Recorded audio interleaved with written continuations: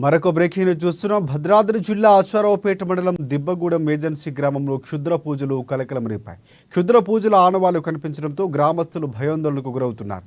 ఓ పామాయిల తోట పక్కన పెద్ద గోతిలో క్షుద్ర పూజలు చేసిన ఆనవాళ్లు ఉండటంతో గ్రామస్తులు ఒంటరిగా బయటకు వెళ్లాలంటే భయపడిపోతున్నారు. భూతగాదాల నేపథ్యంలో ప్రత్యర్థుల కోసమే క్షుద్ర పూజలు చేశారన్న వార్త కూడా ఇప్పుడు ఊరంతా వ్యాపించడంతో గ్రామం అంతా వణికిపోతోంది. రాత్రిపూట అత్యవసర సమయాల్లో కూడా బయటికి రావడానికి వెనకడుగు వేస్తున్నారు గ్రామస్తులు. ఇదంతా మూఢనమ్మకం అంటూ గ్రామంలో చదువుకున్న కొంతమంది యువత చెప్పినా కూడా గ్రామస్తులు పెడచెవిన పెడుతున్నారు.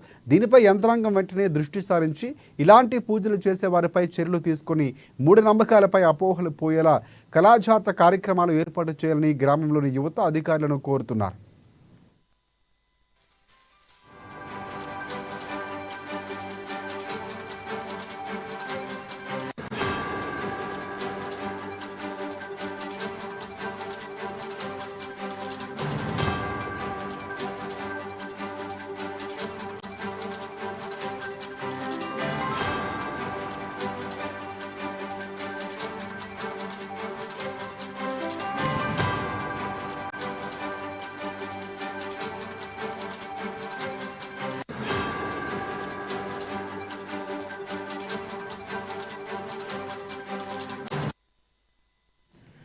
రైట్. భద్రాద్రి జిల్లా అశ్వారావుపేట మండలం దిబ్బగూడెం ఏజెన్సీ గ్రామంలో క్షుద్ర పూజలు కలకలం రేపాయి. క్షుద్ర పూజల ఆనవాళ్లు కనిపించడంతో గ్రామస్తులు భయాందోళనకు గురవుతున్నారు. ఇదే అంశానికి సంబంధించి మరిన్ని అప్డేట్స్ అందించేందుకు భద్రాద్రి నుంచి మా ప్రతినిధి శ్రీనివాసరావు మనకి ఫోన్ లైన్లో సిద్ధంగా ఉన్నారు. శ్రీనివాసరావు, చెప్పండి. రాజశేఖర్, భద్రాద్రి కొత్తగూడెం జిల్లా అశ్వారావుపేట మండలం దిబ్బగూడెం గ్రామ సమీపంలో ఉన్నటువంటి ఈ యొక్క జామాయిల్ తోట పక్కనే ఉన్నటువంటి పెద్ద గోతిలో ఈ యొక్క క్షుద్ర పూజలు చేసినటువంటి ఆనవాళ్లను చూసిన ఆ యొక్క గ్రామస్తులు భయాందోళనకు గురవుతున్నటువంటి నేపథ్యం ఉంది.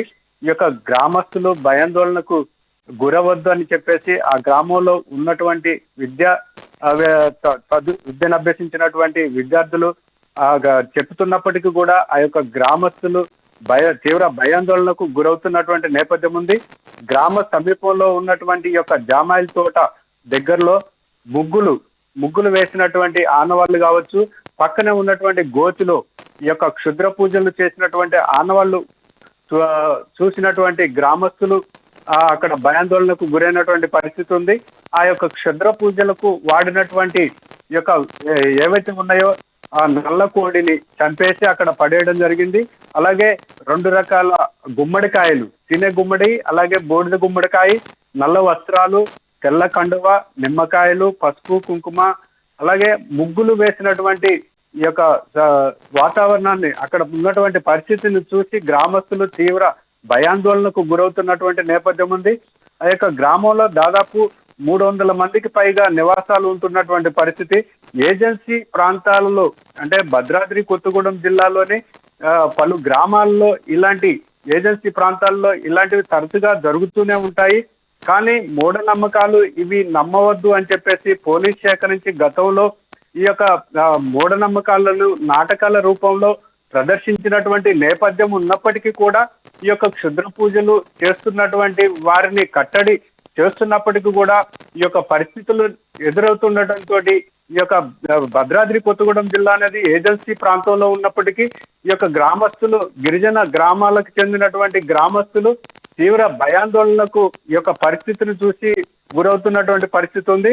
ఇలాంటి మూఢనమ్మకాలు నమ్మొద్దు అని చెప్పేసి అక్కడ గ్రామంలో ఉన్నటువంటి ఆయా గ్రామాల్లో ఉన్నటువంటి విద్యను అభ్యసించినటువంటి విద్యార్థులు కావచ్చు, విద్యావేత్తలు కావచ్చు, ఆ యొక్క ప్రాంతం రాజశేఖర్, ఎందుకంటే ఈ యొక్క గ్రామాల్లో తరచూ ఇలాంటివి జ్వరం తగిలినా కూడా, తలనొప్పి వచ్చినా కూడా, అలాగే ఏ విధమైన అనారోగ్య పరిస్థితులు ఎవరికైనా వచ్చినప్పటికీ కూడా ఈ యొక్క మూఢనమ్మకాలను నమ్ముతున్నటువంటి ఈ యొక్క గ్రామస్తులను, గిరిజన గ్రామాల ప్రజలను ఆసరా చేసుకొని ఈ యొక్క క్షుద్ర పూజలు చేసేటువంటి పరిస్థితులు ఉన్నాయి కాబట్టి ఇవి తప్పకుండా ఆకతాయిలు చేసేటువంటి పని కాదు అని చెప్పేసి ఆ యొక్క గ్రామస్తులు కూడా తెలియజేస్తున్నటువంటి పరిస్థితి ఉంది.